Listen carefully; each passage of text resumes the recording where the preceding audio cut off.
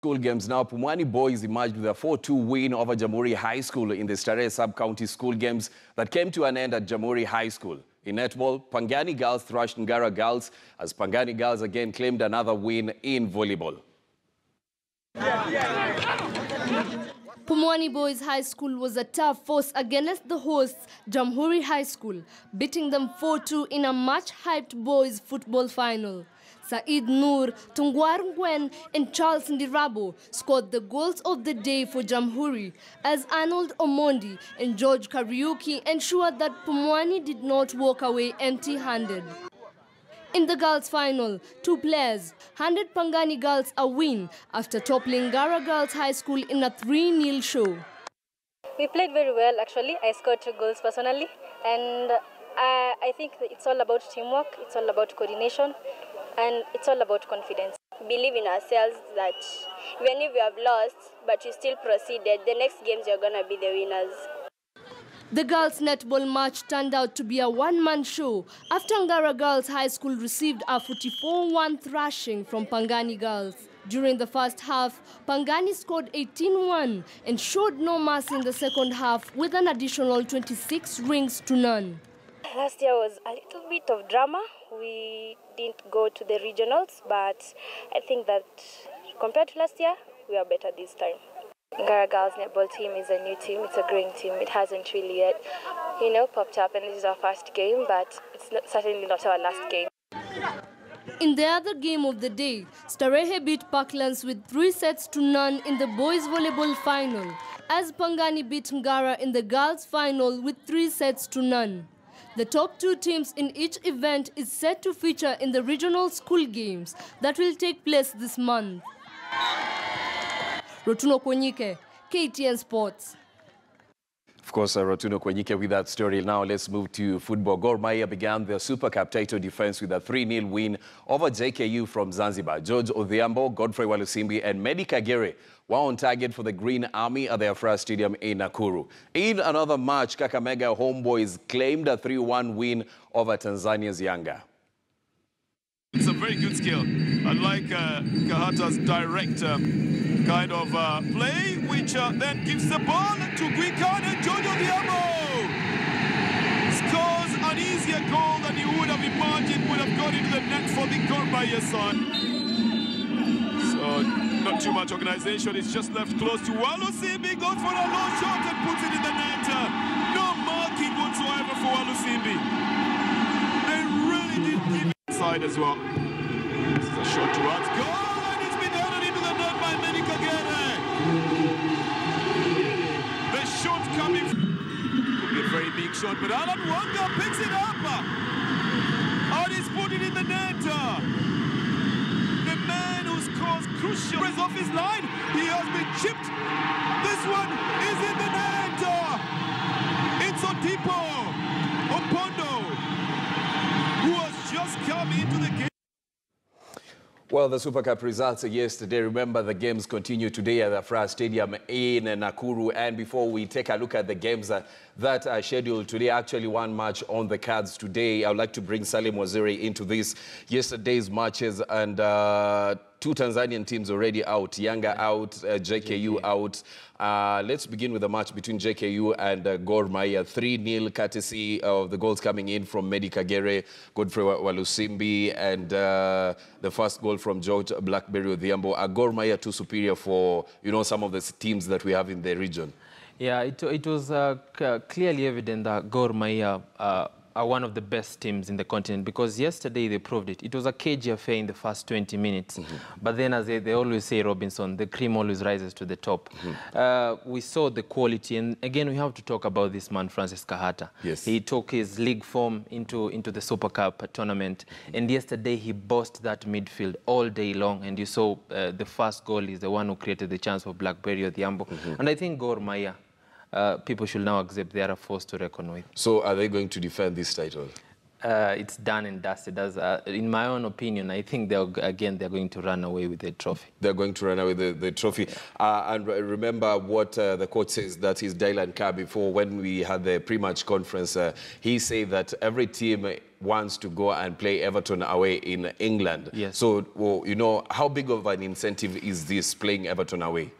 You know, the beauty about going to play Everton is because you come against one of the best players in the world. So everyone is trying to give their best so that they get at Goodison Park. It's quite a motivation, and you can see it in Gor Mahia's players. You see they are playing with that anger because they want to go there. Yes. And let's talk about Yanga now. You know, there are some of one of the biggest teams in Tanzania, Yanga. They may not have been doing well in the league, and Simba won the league, but they came into this saying that, you know, leave alone the league performances. We're here not just to take part in it. Then they made Kakamega Homeboys, then 3-1, a brace from Alan Wanga, and they're eliminated. What do you have to say? For Yanga, the financial crisis have crippled their way of play so far, because Yanga has become a shadow of their former selves. And yesterday it was clearly evident, because Wanga scored 2 goals in quick succession, the 28th minute and the 34th minute. So for Yanga, they have to reinvent themselves again. So today, Simba, the Tanzanian Premier League champions, takes on Kariobangi Sharks in the only fixture of the day. What are your expectations? It will be a mouth-watering clash, because both teams are ball players, so it's going to be a good clash. Any predictions? For me, I think Simba will take the win because of the experience and the quality of their players. Of course, then tomorrow we have FC Leopards taking on Singida, also from Zanzibar.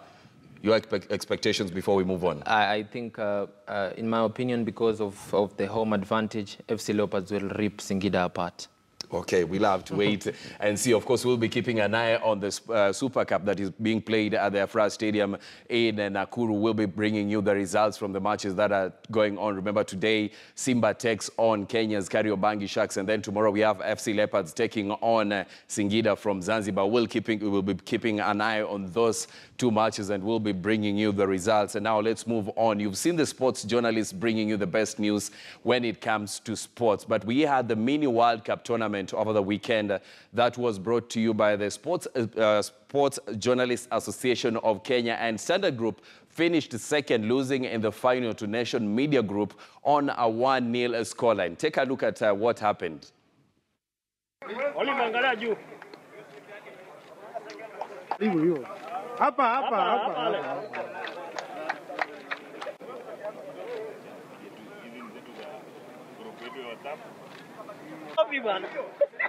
Thank you very much.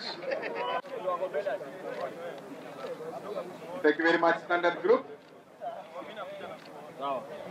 But I'm happy the way the boys played. We came here as the underdogs. 3 matches unbeaten in the group stages, going top and then into the quarters. We also had again pulled against another strong team. Fortunately, we beat them on penalties. Into the semis, again the same thing against Capital, whom we have never beaten for the past maybe 2 years or so. But we're happy we managed maybe to eliminate them. They were the favorites of the tournament. So sailing to the final, we knew maybe these hours, but maybe bad luck.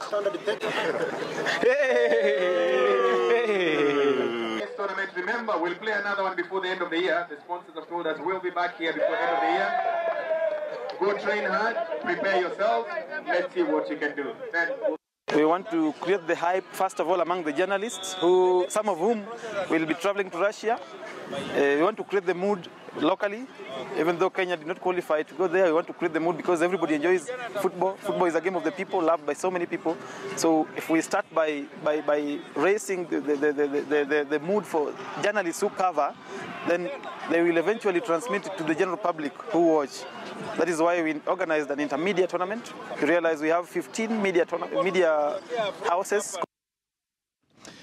Of course, Standard Group finishing second, losing 1-0 to Nation Media Group in the final. And our very own Oliver Omondi was named the best goalkeeper of the tournament, conceding only 2 goals in the matches that Standard Group took part in. Let's move to basketball now. Equity Bank basketball team secured a comfortable 48-24 win over Eagle Wings in a Kenya Basketball Federation Women's Premier League match played in Nairobi on Sunday. Now, Equity were dominant in the match, winning all 4 periods. Elsewhere, Zetech University registered a 56-53 victory over Lowndes basketball team in a Division 1 match as Strathmore University outclassed African Nazarene University 35-25 in the women's Division 1 clash. Blazers basketball team beat Boabab 64-57 in a Division 2 match played at the same venue. As the season goes on, we hope to get to the playoffs first, because you cannot hope to win if you don't get to the playoffs. So far, I don't think we're in a good position right now. It's still the first leg, but I'm just thinking, come the second leg, things will be better. Our target mainly is the Zone 5. We want to claim the championship that we won in Uganda. We want to retain it. We don't want, actually, we're training, looking forward to that Zone 5, and then we go to the African Club Championships. Let's move to women's football now. The national women's team, that is Harambee Starlets, played the Women's Premier League leaders, the Thika Queens, at the Kenyatta Stadium in Machakos, where Starlets emerged with a 5-1 win over Thika Queens. And Starlets are urging Kenyans to turn out in numbers on 6th June to support them as they take on Equatorial Guinea in the Africa Women's Championship qualifiers. Vizuri, tumeweza kupata ushindi na pia naweza sema tumepata matayarishi mazuri na tuko ready kucheza na Equatorial Guinea tarehe 6. Ningependa kuwajua kuja wajitokeze kwa wingi, wakuja tu support kwa sababu tunaanza game yetu nyumbani na ni muhimu sana tukipata ushindi ndio tupatie moral na pia tupatie kazi rahisi wakati tunapoenda away pia. Yeah, first of all, I want to thank Thika Queens for giving us this opportunity in terms of playing this friendly match today. I think I'm already satisfied in terms of my players tactically, how to develop the game, especially trying to see that there are more possibilities that we can create chances to finish, to score. And this is possible in this particular match. I've seen good situations and I've seen sufficient possibility to create goals. And scoring against Thika more than 4 goals is enormous for us. So for me, I think the situation is I'm already satisfied in how my players are attacking the penalty area in terms of creating the penetration passes. This is sufficient for me. So what I'm really still working sufficiently is my midfield players to try and ensure that they give a good cover in the wide areas. So this is something that I'll develop in the coming 2 days, and I'm sure that they'll give a good account for themselves come on Wednesday. So my plea is, I would like this is a national team, and our federation have given maximum support for us to prepare well. So now it comes to both all the people in our country, those who are closer to the game and afar, those who can travel, come and show the passion, because the other time you cheered the team to the Alcon, I expect also the same conditions, that all as Kenyans we can unite and we can come and cheer our girls to dominate this game. Starlets coach David Ouma right there urging Kenyans to turn out in numbers at the Kenyatta Stadium in Machakos to cheer on the Starlets as they take on Equatorial Guinea on June 6th in the Africa Women's Cup of Nations qualifiers. Now I'd like to bring you into this, Salim. Kenya is just 2 games away from making it to the Africa Women's Cup of Nations, and we are playing Equatorial Guinea on Wednesday right here in Nairobi. What are your expectations? Robinson, I think the Starlets will win. And so many people have been saying that it's high time the federation shifted their focus from Harambee Stars to Harambee Starlets, because so far so good. They have been worthy every penny. And if I was asked, in my opinion, I think the federation should do that, because at the end of the day it's about results. And the Starlets have been providing results time and time again. So on the 6th, I should also rally people to come to the stadium, because there won't be a disappointment. Yeah. What do you make of Coach Ouma's squad? Yeah, it's a well-drilled side, Robinson. If you watch them play, for women's football, they play very good football. And David Ouma has drilled the side very well in such a way that he has got his tactics right in every single position of the field. And there's number 10, Michelle Akinyi from Thika Queens. Yes. She is simply brilliant. They played Thika Queens over the weekend. They had a 5-1 win in what was preparations for the match against Equatorial Guinea. Yeah. And, you know, the home advantage that they have in this, how big is it?